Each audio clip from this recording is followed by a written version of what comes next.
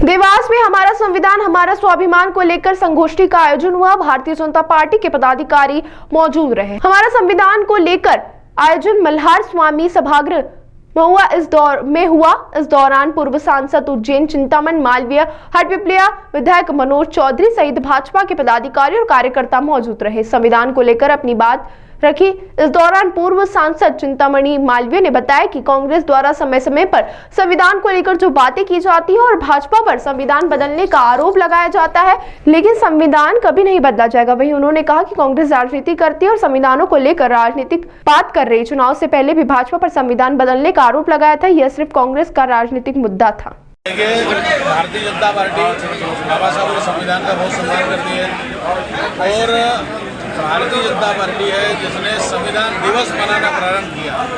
जब संविधान दिवस मनाने की बात आई तो कांग्रेस के नेता खड़गे जी ने उस समय सन 2016 में कहा कि नहीं, संविधान दिवस मनाने की जरूरत नहीं है, 26 जनवरी है तो सही। 26 नवंबर को जब संविधान दिवस मनाने का प्रस्ताव रखा, कांग्रेस ने विरोध किया। हमेशा सबसे ज़्यादा संशोधन यदि किसी ने किए तो उससे ज़्यादा तो कांग्रेस ने किए।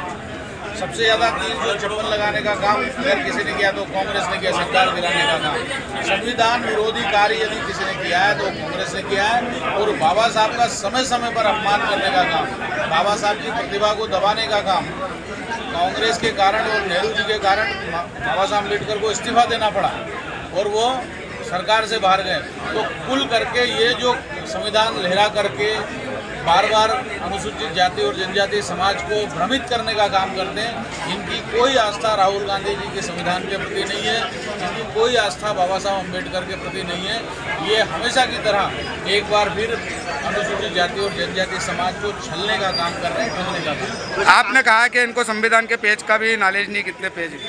हाँ बिल्कुल, निश्चित रूप से जो उनको दूसरा कोई पर्ची पकड़ा देता वो उतना ही बोलते हैं। जितनी चाबी भरी राम में उतना चले खिलौना, उतना ही राहुल गांधी जी काम करते हैं। और उनके स्वविवेक से कभी कोई काम, वो कभी पढ़ने का काम नहीं किया, उन्हें वास्तव में संविधान का कोई ज्ञान नहीं है। और साबानो प्रकरण में नकारात्मक आधारों पर भी संविधान में संशोधन किया तो वो कांग्रेस की। वैसा मऊ में रैली निकाल रहे कांग्रेस, जो संविधान रैली निकाल रहे हैं उसको लेकर क्या कहेंगे? राहुल गांधी कहा कि ये इस तरह के प्रयास केवल अनुसूचित जाति समाज को ठगने का काम है।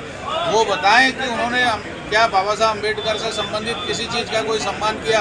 उन्होंने बाबा साहब अम्बेडकर को भारत रत्न की दिया, उनने बाबा साहब अम्बेडकर को तेल चित्र संसद में लगाने का काम किया।